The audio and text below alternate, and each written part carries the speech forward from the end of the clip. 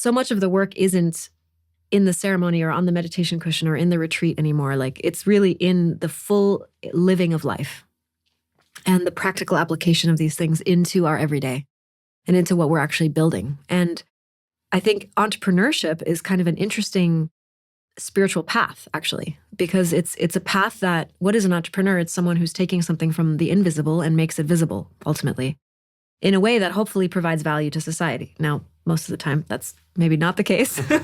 But let's just assume that there's purpose built into whatever's being created. It's not just about maximizing profit.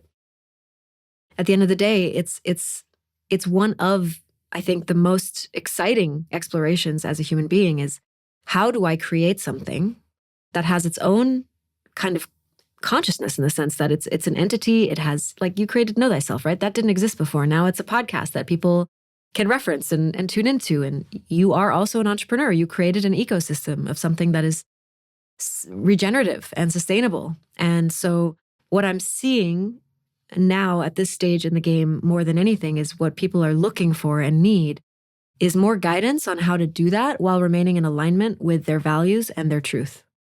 Because one of the byproducts of going on this path and doing all the things we talked about, right? Stripping away all the layers and sort of disassembling the identity constructs and redefining success. One of the shadow sides of all of that is all the rules that used to apply don't apply anymore. And so, like, for example, how do I make money? You know, how do I survive on this, living inside of a culture and a society that was designed on a completely different operating system? And now here I am in my new operating system, yay. But I can't pay my rent, or I don't know how to take all of these visions and all of this inspiration that's flowing through me and actually do something with it that is valuable to me and to the world. The translation process into these very practical realities, I think this is where the spiritual rubber meets the real road in a big way too. And so part of coming back full spectrum or full circle to the fire theme, but I think part of why I believe I was meant to lose our home in the flames, my husband and I are on this journey together. Like, we're co-founding stewards of this massive ecosystem, really. You know, we have a 30-acre retreat center project we're building in Mexico. We have a 1,000-acre town of the future called Musa that we're building with our partners, Tara and Andres, all around the retreat center. We have this 3.5-acre property here in Malibu. And one of the greatest, like, gifts that we feel that we're meant to give to the world is actually the transformation of our own entrepreneurial journey and how we have fallen into the trap of using these kind of outdated ways and try to apply them to building something that is supposed to be new, but still being kind of stuck somewhere in the middle, you know? Like when you shave your head and you grow your hair out, which I've done, there's this awkward length stage, you know, where you're like, no matter what you do with it, it just does not look good. Same with teenagehood, right? Like, from being a little kid to being an adult, there's that awkward in-between phase. I feel like we've been in that awkward phase in our entrepreneurial journey because we've been receiving visions of something that is very new paradigm, but all the tools and all the lived experience and all the examples and reference points and teachers and books are all steeped in this other paradigm. And so it's like being kind of like right in the middle of it and trying to figure out, how do we do this like in a good way, you know? How do we raise money? How do we bring in aligned partners? How do we build physical buildings? How do we, you know, take care of the watershed? Like, so many practical questions that need to be answered and that require kind of a very real world application, which there's just not a lot of instruction manuals for. So I just wanted to name that, because if anyone's listening to this that's like, maybe thinks that we have it all figured out, we don't. Like, we're really, truly figuring this out in real time. And maybe we lost our house in the flames because us going on the journey of figuring it out now from scratch again and having this kind of like second chance to do it differently is meant to be documented and shared and open sourced so that it can become hopefully valuable to others who are going through a similar process, whether starting something from scratch or trying to innovate the way that you're already building something. You know, it doesn't have to be a physical thing, but,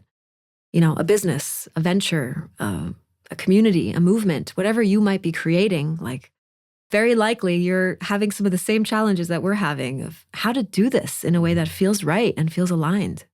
When you were at the beginning of your journey of kind of attempting to merge the spiritual expansion and awareness and deep dives and everything and medicine journeys and all the stuff that you were doing earlier on in your path, to then calling in, desiring to be a steward for large amounts of money and big projects and merging the material and the physical. I think a lot of people can relate, and probably that are listening to this right now, that have big dreams and desires. And we live in a capitalist society where money is energy and allows us to create things, you know?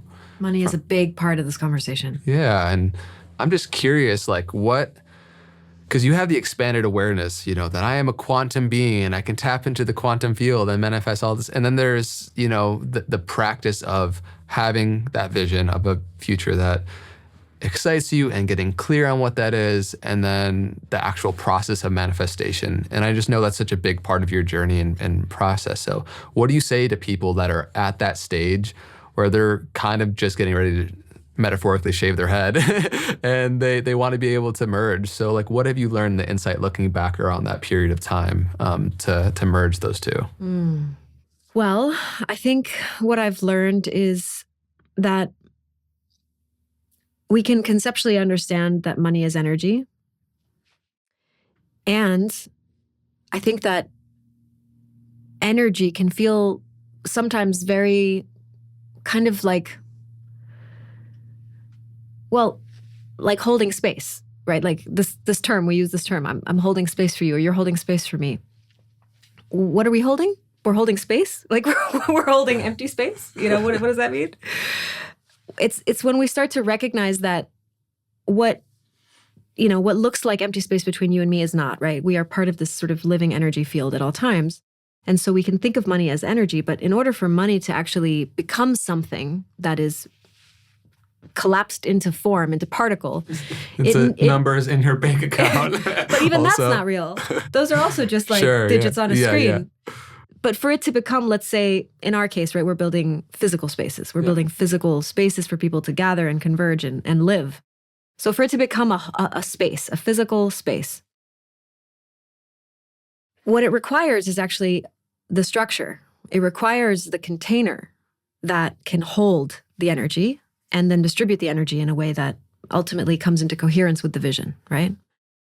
And so I think one thing I've learned is that it can be very tempting, and I fell into this in a big way, to get so enamored with the non-physical realms on the spiritual path that we don't want to engage anymore with the very logistical side of reality, like the very practical sort of spreadsheet, task management software side of reality. And I had a lot of resistance to that when I first met my husband, Benjamin. My husband is like, that is one of his greatest gifts is his ability to hold containers and structures. And he's been a very successful entrepreneur for many, many decades.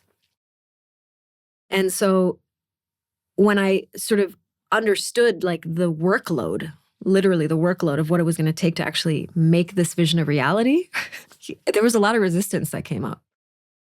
And what's happened over the years is I have this notes tab in my phone called Sacred Logistics.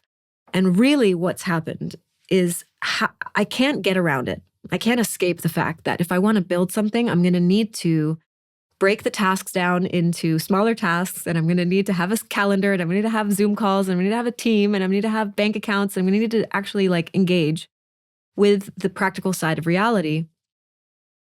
Me just sitting in a cave and visualizing it being done is part of it, right? But it's not the whole story.